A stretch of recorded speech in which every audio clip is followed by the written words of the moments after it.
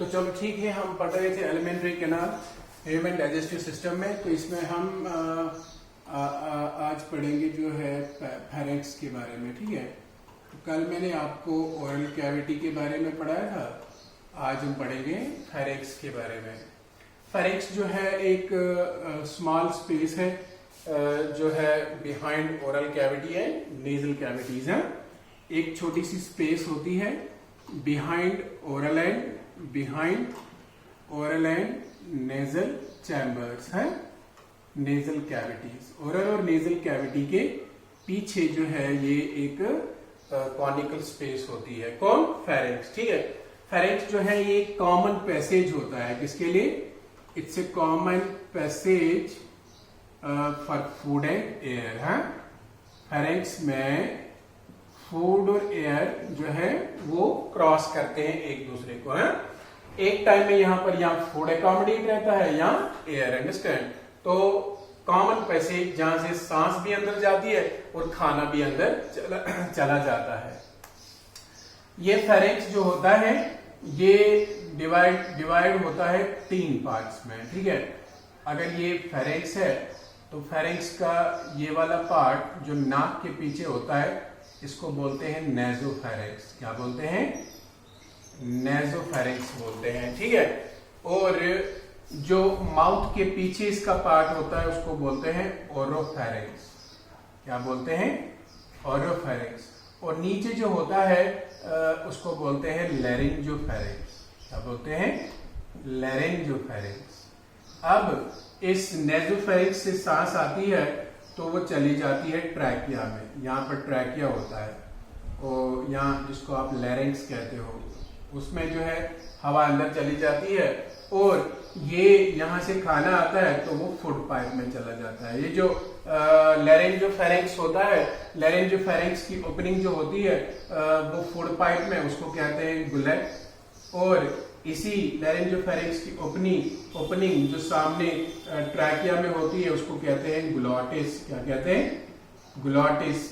तो glottis is the opening of laryngopharynx in trachea and gullet is the opening of laryngopharynx in food pipe। ठीक है, तो pharynx जो होता है ये कॉमन पैसेज होता है जहां पर खाना और एयर क्रॉस करते हैं। एक टाइम में इससे खाना चल सकता है या एक टाइम में इससे सांस चल सकती है, तो इसको बोलते हैं हम फेरेंक्स। ठीक है, फेरेंक्स के बाद जो स्ट्रक्चर होता है हमारे एलिमेंट्री कैनाल में उसको बोलते हैं हम फूड पाइप।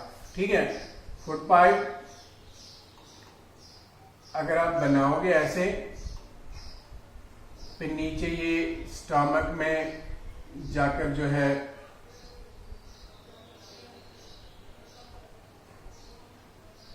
ओपन होती है,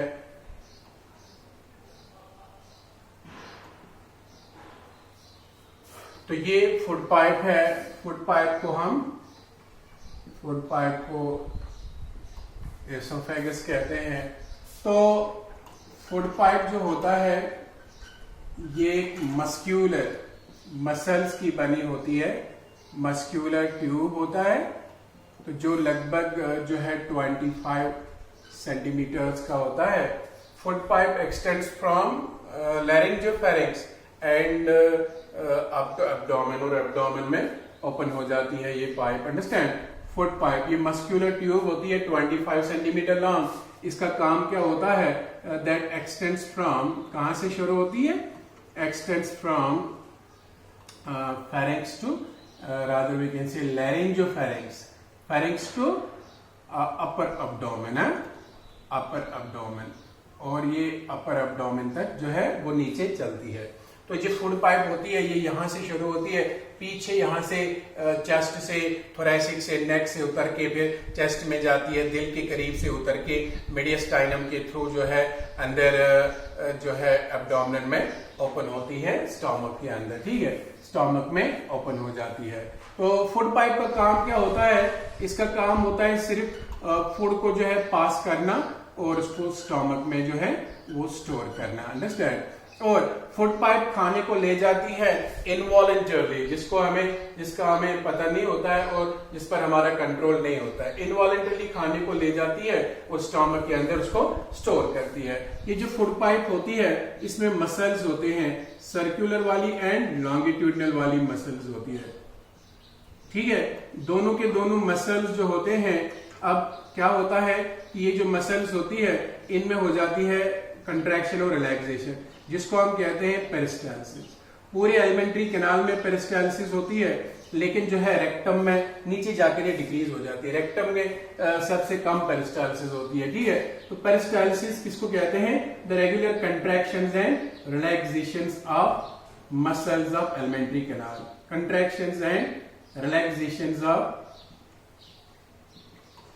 smooth muscles, involuntary muscles, smooth muscles of food pipe.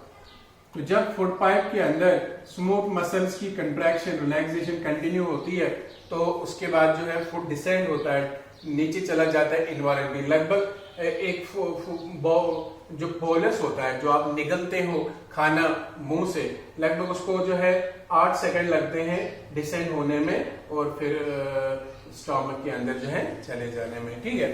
तो इसके बाद जो है ये होता है फूड पाइप। तो फूड पाइप का काम होता है खाने को ले जाना और स्टमक के अंदर स्टोर करना, ठीक है।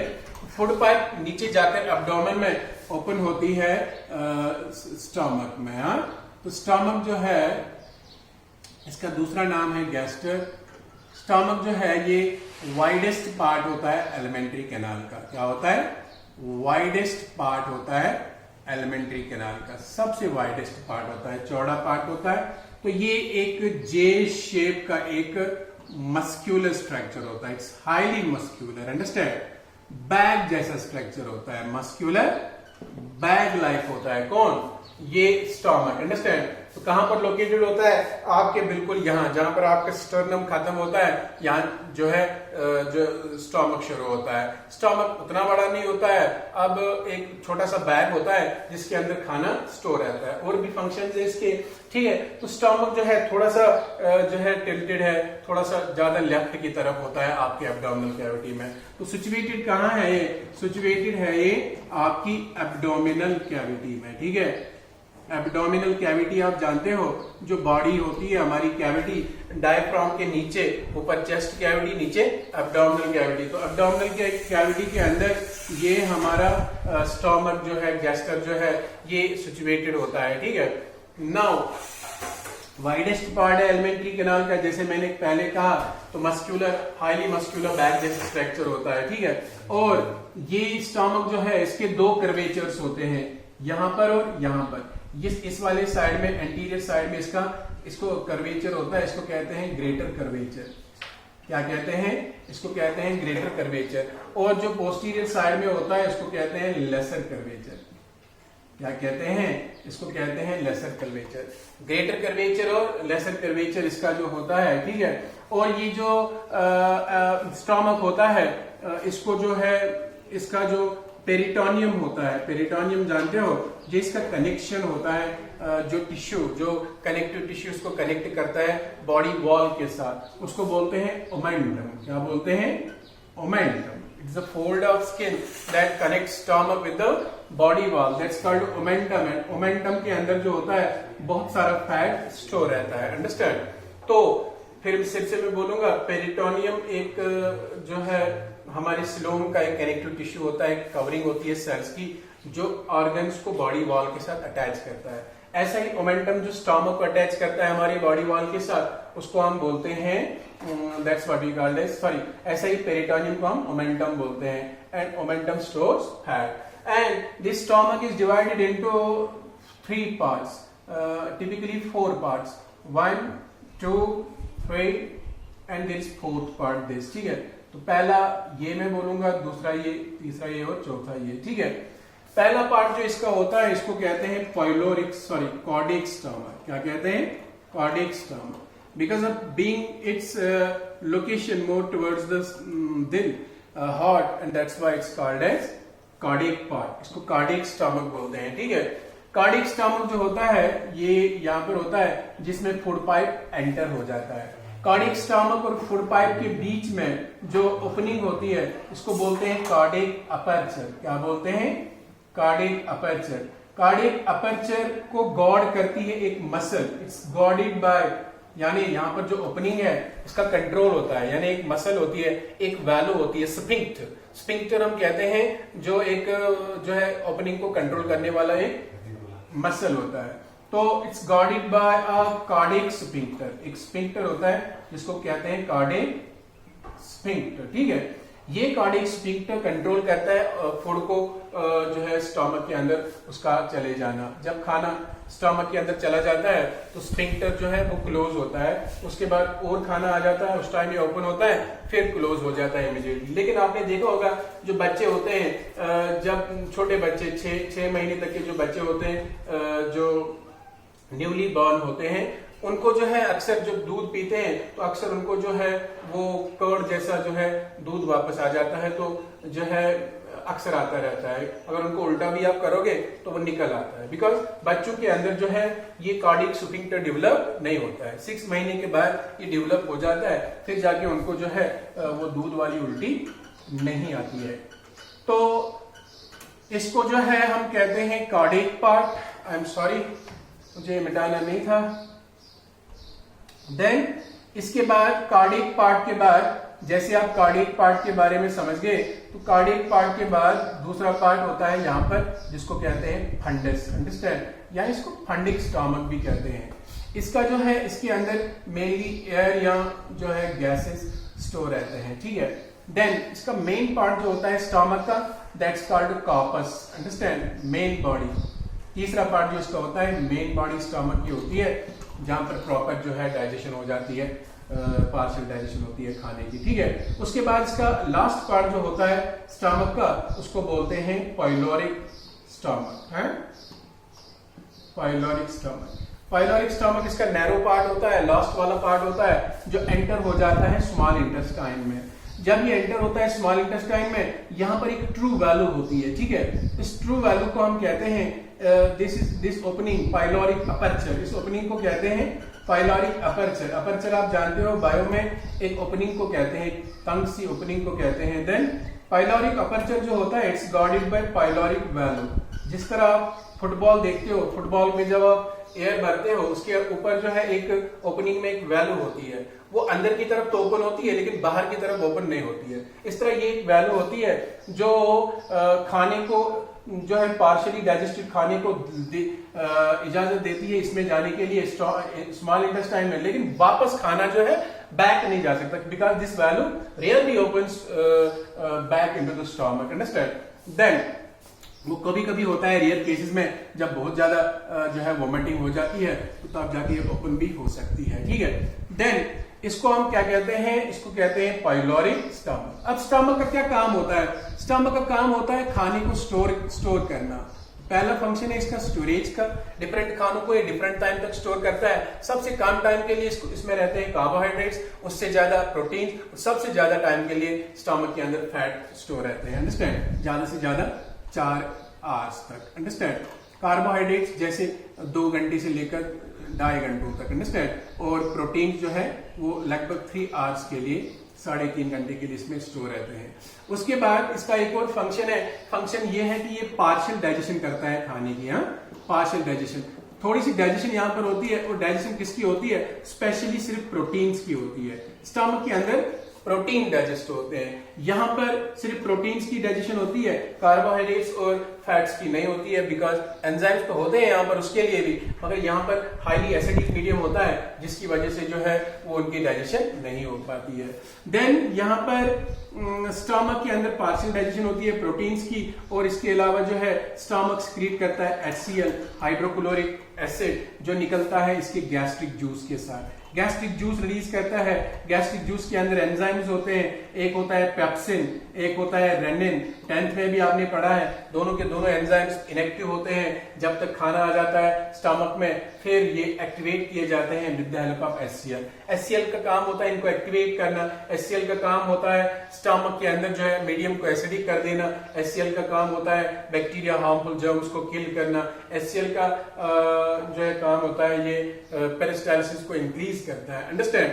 देन तो इसके अलावा स्टोमक के अंदर एक फैक्टर रिलीज होता है जिसको बोलते हैं कैसल्स इंट्रिंसिक फैक्टर, अंडरस्टैंड। ये भी निकलता है गैस्ट्रिक ग्लैंड से, ऑक्जेंटिक सेल से, अंडरस्टैंड। तो ये फैक्टर जो होता है ये जरूरी होता है विटामिन B12 की अब्जॉर्प्शन के लिए। अगर विटामिन B12 आपकी बॉडी में आप खाते हो तब तक वो एब्जॉर्ब नहीं होगा जब तक ये इंट्रिंसिक फैक्टर रिलीज नहीं होगा, अंडरस्टैंड। तो ये है किसका फंक्शन, स्टमक का फंक्शन। स्टमक के बाद हमारा जो पार्ट होता है एलिमेंट्री कैनाल का वो होता है स्मॉल इंटेस्टाइन। अब आप जानते हो स्मॉल इंटेस्टाइन जो है, स्मॉल इंटेस्टाइन को जो है ये लॉन्गेस्ट पार्ट है हमारे एलिमेंट्री कैनाल का, लॉन्गेस्ट पार्ट, सबसे लंबा पार्ट। और इसकी जो लेंथ होती है स्मॉल इंटेस्टाइन की वो लगभग होती है 6.25 metres. Now the length of the small intestine depends upon, it is directly proportional to the length of the person, height of the person. एक इंसान अगर ज्यादा हाइट का है तो स्मॉल इंटेस्टाइन उसका बड़ा होता है, कम हाइट वाले इंसान में स्मॉल इंटेस्टाइन छोटा ही होता है, अंडरस्टैंड। देन वजन के हिसाब से नहीं, अगर कोई क्या कहते हैं 200 किलो का इंसान है तो इसका मतलब ये नहीं उसका स्मॉल इंटेस्टाइन बहुत बड़ा होगा, understand. So it is dependent on height not weight, understand. Then इसको स्मॉल इंटेस्टाइन क्यों कहते हैं, अगर चाहिए हमारी बॉडी का सबसे लंबा पार्ट है। इसको स्मॉल इसलिए कहते हैं क्योंकि इसका डायमीटर जो होता है वो कम होता है as compare to large intestine, इसीलिए इसको स्मॉल इंटेस्टाइन कहते हैं। अदरवाइज इसकी अप्रोक्सीमेट लेंथ होती है 6.25 मीटर्स। ये स्मॉल इंटेस्टाइन जो होता है ये आपकी बॉडी के अंदर एक तो ये जो है क्वाइल्ड होता है, फोल्डेड होता है, नहीं तो ये एडजस्ट नहीं होगा, हमारी हाइट इतनी होती ही नहीं है। तो 6.25 मीटर्स हाईली क्वाइल्ड होता है, फोल्डेड होता है, इससे इसका सरफेस एरिया जो है वो बढ़ जाता है ताकि इसमें जो है एक्स्ट्रा जो है एब्जॉर्प्शन के लिए, डाइजेशन के लिए एरिया जो है वो बढ़ जाए। मोर ओवर ये स्मॉल इंटेस्टाइन जो आपका होता है इसके अंदर हर एक जगह पर ड्यूडिनम से लेकर इलियम तक इसको हर एक जगह में सर्कुलर फोल्ड्स होते हैं। इंटेस्टाइन को अगर क्या कहते हैं इसको इनसाइड आउट करेंगे ना तो इनसाइड आउट में आपको ऐसे सर्कुलर फोल्ड्स नजर आएंगे, रिंग जैसे नजर आएंगे, उसके अंदर वाले जो है वॉल होता है उस पर रिंग जैसे वो जो स्ट्रक्चर्स सर्कुलर फोल्ड्स नजर आएंगे। इन सर्कुलर फोल्ड्स को कहते हैं वेल्व्स ऑफ कर्क रिंग। क्या कहते हैं, valves of Kerckring. These are also called plicae circulares है, ठीक है। तो इन फोल्ड्स के ऊपर होते हैं फिंगर लाइक प्रोजेक्शंस, उन फिंगर लाइक प्रोजेक्शंस को आप विलाई कहते हैं, हाँ? और एक को आप बोलते हो विलस। हर एक विलस जो होता है उसके ऊपर एक ब्लड कैपिलरी होती है और उसकी अपनी एक लिंक कैपिलरी होती है। इस तरह ये स्मॉल इंटेस्टाइन जो होता है उसका एरिया जो है वो फाइनली 1000 टाइम्स जो है वो इंक्रीज हो जाता है बाय ऑल दीज स्ट्रक्चर्स। अब जब ये एरिया बढ़ जाता है इससे इसमें अब्जॉर्प्शन और जो है प्रॉपर जो है डाइजेशन और अब्जॉर्प्शन जो है दोनों हो जाते हैं, अंडरस्टैंड। फिर स्मॉल इंटेस्टाइन जो है it is divided into 3 parts. पहला पार्ट इसका होता है उसको बोलते हैं ड्यूडिनम। क्या बोलते हैं, ड्यूडिनम। ड्यूडिनम इसको इसलिए बोलते हैं क्योंकि इसकी जो अप्रोक्सीमेट लेंथ होती है वो 12 उंगलियों के जो है ब्रेड के बराबर होती है, understand. Then duodenum C shaped होता है। ये पहला पार्ट होता है स्मॉल इंटेस्टाइन का, सिर्फ 25 सेंटीमीटर बड़ा होता है, ठीक है। देन ड्यूडिनम जो होता है, ड्यूडिनम के अंदर ओपन होता है हिपेटोपेनक्रियाटिक डक्ट, हिपेटोपेनक्रियाटिक एम्प्यूला जो होता है वो ओपन होता है ड्यूडिनम में। ये एम्प्यूला जो होता है, एम्प्यूला किसको कहते हैं, ये एक स्ट्रक्चर होता है जो 2 डक्ट्स के मिलकर जो है बना हुआ होता है। एक होता है एक डक्ट जो बाइल से आता है उसको कहते हैं बाइल डक्ट, सीधी बात। और दूसरा डक्ट होता है उसको कहते हैं पेनक्रियाटिक डक्ट। जब ये दोनों मिलते हैं ये बनाते हैं कॉमन हिपेटोपेनक्रियाटिक डक्ट। वो ओपन होता है एक स्ट्रक्चर में जिसको कहते हैं हिपेटोपेनक्रियाटिक एम्प्यूला, ठीक है। It's also called ampulla of waiter. ये ओपन होता है खुद ड्यूडिनम में। तो यहां पर ड्यूडिनम में खाने के साथ pancreatic juice as well as bile juice मिल जाता है, अंडरस्टैंड।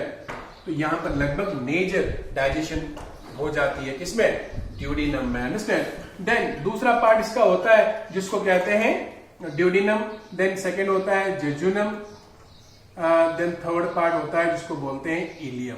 इलियम जेजुनम जो होता है लगभग 2.5 मीटर्स का होता है और ये 3.5, 3 2 5 1 6, और जो ड्यूडिनम होता है 25 का हो गया 6.25। इलियम इसका सबसे जो है वो लॉन्गेस्ट पार्ट होता है, सबसे लॉन्गेस्ट पार्ट। अब ये स्मॉल इंटेस्टाइन जो है लगभग इसका डायमीटर 3.5 सेंटीमीटर जो है वो अंदर से होता है स्मॉल इंटेस्टाइन का। और स्मॉल इंटेस्टाइन में आप जो है वो नोड जैसे स्ट्रक्चर्स पाओगे जो ज्यादातर इलियम में पाए जाते हैं। ऐसे ये लिप नोड्स होते हैं जो क्लस्टर्ड होते हैं, अंडरस्टैंड। इनको कहते हैं पेयर्स पैच, अंडरस्टैंड। जहां पर ये ज्यादा क्लस्टर होते हैं, जमा होते हैं इलियम में, वहां पर इनको पेयर्स पैचेस कहते हैं। तो ये असल में क्या होते हैं ये लिप टिश्यूज। क्या होते हैं? लिप टिश्यूज, लिप नोड्स होते हैं जहां पर लिप बनता है और WBCs रहती है जो इन्फेक्शन को फाइट करती है। आपकी 90% इम्यूनिटी जो होती है वो आपके एलिमेंट्री कैनाल में ही होती है, डाइजेस्टिव सिस्टम में, अंडरस्टैंड। जिसका डाइजेस्टिव सिस्टम स्ट्रांग होता है वो हमेशा हेल्दी रहता है, अंडरस्टैंड, ठीक है। तो उसके बाद आता है लार्ज इंटेस्टाइन, ठीक है। लार्ज इंटेस्टाइन जो है इसको लार्ज इसलिए कि कहा जाता है बिकॉज इसका जो है डायमीटर ज्यादा होता है, अदरवाइज ये स्मॉल इंटेस्टाइन से थोड़ा जो है वो छोटा होता है, अंडरस्टैंड। देन लार्ज इंटेस्टाइन को लार्ज क्यों बोलते हैं? लार्ज इंटेस्टाइन जो होता है ये स्मॉल इंटेस्टाइन के अराउंड होता है। अगर स्मॉल इंटेस्टाइन ये है तो इसके अराउंड यहां पर शुरू होता है लार्ज इंटेस्टाइन, ठीक है। लार्ज इंटेस्टाइन जो होता है वो स्मॉल इंटेस्टाइन के अराउंड होता है हमारे एब्डोमिनल कैविटी में। तो ऐसे होता है, नीचे इसको अपेंडिक्स होता है, फिर ऐसे ये फाइनली जो है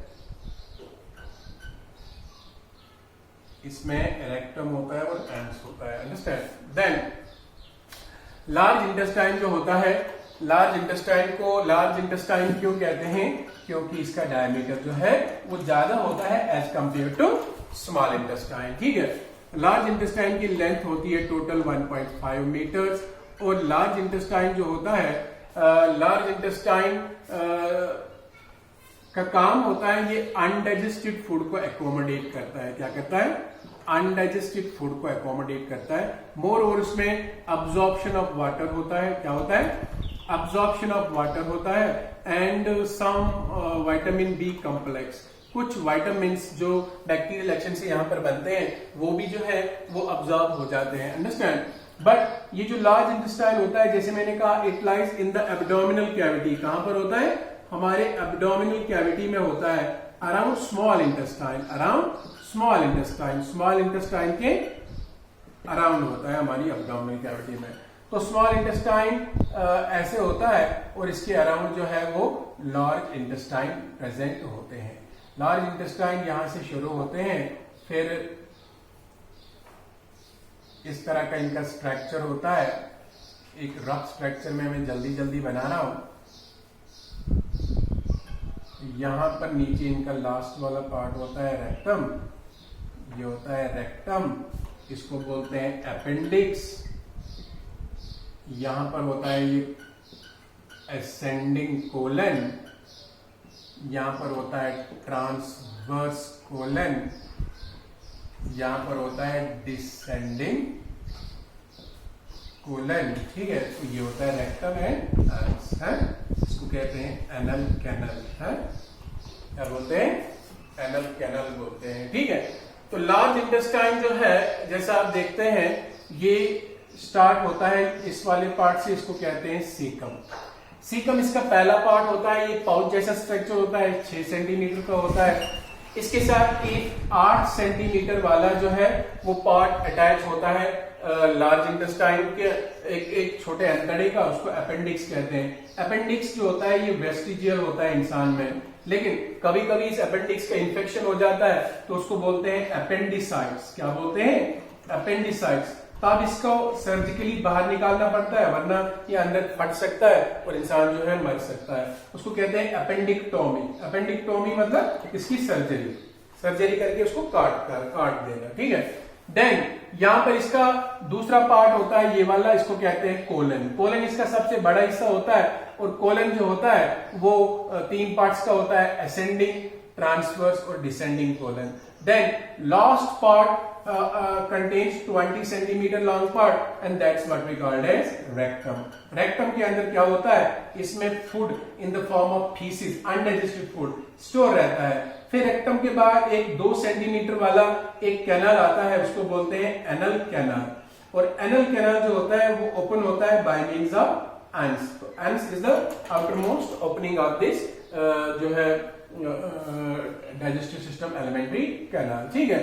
ये जो एंस की ओपनिंग होती है यहाँ पर जो है स्फिंक्टर्स होते हैं। क्या होते हैं? स्फिंक्टर्स। एक होता है इंटरनल एनल स्फिंक्टर, दूसरा होता है एक्सटर्नल एनल स्फिंक्टर। इंटरनल वाला इनवॉलेंट्री होता है, एक्सटर्नल वाला वॉलेंट्री होता है, यानी उस पे जो है इंसान का अपना कंट्रोल होता है, लेकिन इनवॉलेंट्री पे कंट्रोल नहीं होता है। तो रेक्टम के अंदर फीसिस जमा रहते हैं, तो एनफ फीसिस जमा होने के बाद यहां से जो है रिसेप्टर जो होते हैं वो सिग्नल भेजते हैं ब्रेन में। ब्रेन में होता है डेफिकेशन सेंटर, यानी फीसिस पास करने का सेंटर, वो एक्टिवेट होकर वापस भेजता है यहाँ पर सिग्नल रेक्टम को, तो रेक्टम कंस्ट्रिक्ट होकर फीसिस को पास करता है। देन ये जो है लार्ज इंटेस्टाइन का फंक्शन मैंने बोला, तो इसके बाद जो है स्मॉल इंटेस्टाइन का फंक्शन कहना मैं भूल गया था। स्मॉल इंटेस्टाइन जो होते हैं, स्मॉल इंटेस्टाइन में कंप्लीट हो जाती है डाइजेशन। क्या हो जाती है?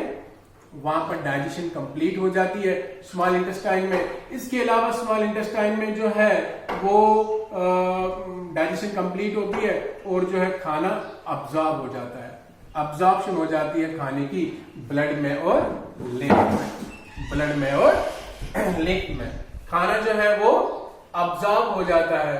तो इसके अलावा जो है अब्जॉर्प्शन कंप्लीट हो जाती है। इसके अलावा इंटेस्टाइन जो होता है इंटेस्टाइनल जूस रिलीज करता है।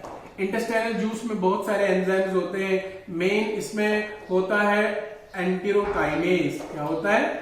एंटेरोकाइनेज। इसके बाद इसमें होता है इंटेस्टाइनल लाइपेज जो फैट्स को डाइजेस्ट करता है। इसके अलावा बहुत कार्बोहाइड्रेट डाइजेस्ट करने वाले होते हैं। सक्रेस होता है, लैक्टेज होता है, माल्टेज होता है, इसके अंदर आइसोमाल्टेज होता है। इसके अलावा इसमें न्यूक्लियोटाइडेसिस होते हैं। क्या होते हैं? न्यूक्लियोटाइडेसिस, न्यूक्लियो जो है साइडेसिस प्रेजेंट होते हैं। इसके अलावा जो है इसमें एंजाइम्स होते हैं जिनको हम कहते हैं अमाइनोपेप्टिडेसिस। क्या कहते हैं? अमाइनोपेप्टाइडेसिस एंड डाइपेप्टाइडेसिस है। तो जो है ये एंजाइम्स होते हैं इस इंटेस्टाइनल जूस में, ठीक है। तो ये फंक्शन होता है किसका?